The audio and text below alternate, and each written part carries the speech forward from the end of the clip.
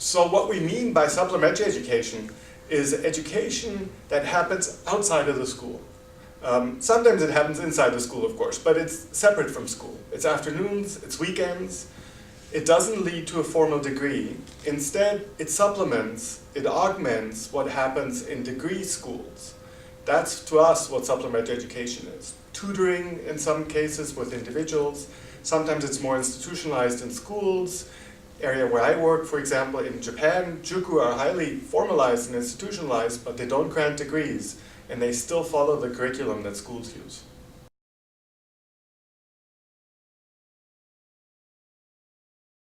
So Out of the Shadows is this new volume that I've co-edited. The image that we're trying to use here with Out of the Shadows is that we've got public attention, curriculum, budget, that sort of shines on, if you will, as an image on the school. Right? So school. So we've got sunlight coming here, and over here we've got supplementary education, a system thereof, or individual institutions to some extent, right? And so this remains somewhat in the shadow of the school in terms of public attention and the budget and the like. And so the situation that we're describing in this volume and that the other authors are describing essentially is that the sun has moved. It's still smiling, hopefully, but it's moved over. So now, all of a sudden, we see much more of supplementary education, and we talk about what that means.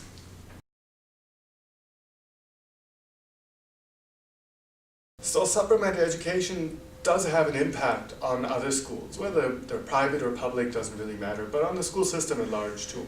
Imagine, for example, you're a teacher in a classroom where half of your students are also attending several hours of supplementary education a day. This will have a huge impact on how you progress through the material, what kind of homework you can give, the extent to which you focus on individuals and need to help them, because you know or you don't know that they're receiving additional help in the afternoon. That's one very concrete example of how this has an impact on teachers. Policymakers on the education system largely, again, different access to different avenues of education. If you have a large share of the population that has the financial means to seek supplementary education, that has a great impact on educational outcomes and whether those are divided by classes or by origin in some ways. Also, when you have a sector like this emerge and become an industry, a service industry, it develops a lobby.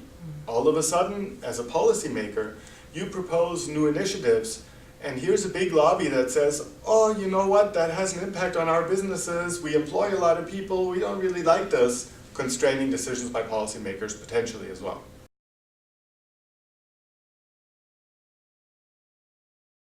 As a researcher and as a scholar, I have visited many supplementary education institutions in Japan, and just like schools, there's a great variety. Some, I see teachers, I meet teachers, I see classrooms, I say, oh, wonderful, I'd love to send my kids here. Others I see and I say, this is not the pedagogy I'm looking for. So we've had this global shift towards emphasizing accountability in education systems.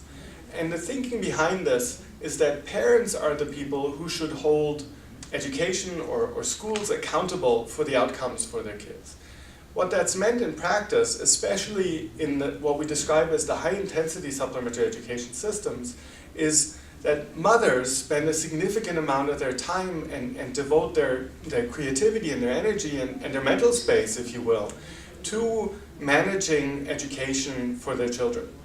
And in many of these systems, my own experience in Japan, but in neighboring countries, in Korea or Taiwan, it's quite similar. Other examples from around the world are Brazil or Turkey, where we have very high-intensity systems.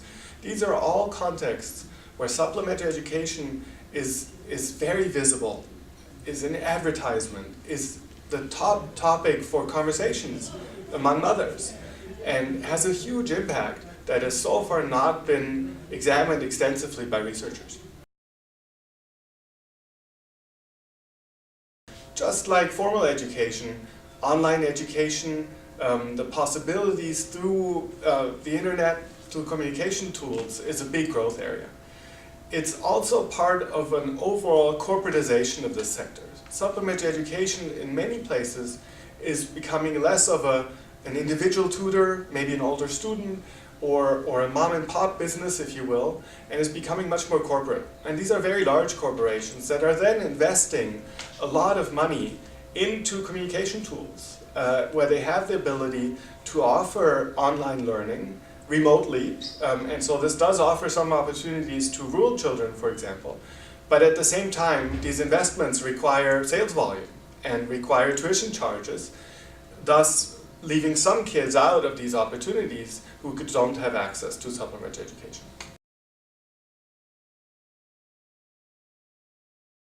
We're in an interesting moment with this field of supplementary education as researchers.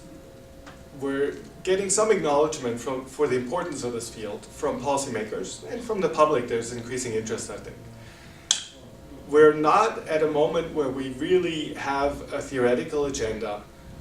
We have a lot of questions, and we're beginning to develop answers, but they're not there yet. So in many ways, what the field needs is more volume for the moment. We need much more empirical evidence. We also need much better quantitative evidence. So when people ask me, how many children attend supplementary education in Japan or in Canada, the answers are relatively vague. We have some answers in Japan more than in Canada, but they're not very precise. And so as a field, we'll depend on policymakers to acknowledge this importance and to begin collecting some of this data so that we can develop a more ambitious, perhaps as well, theoretical agenda.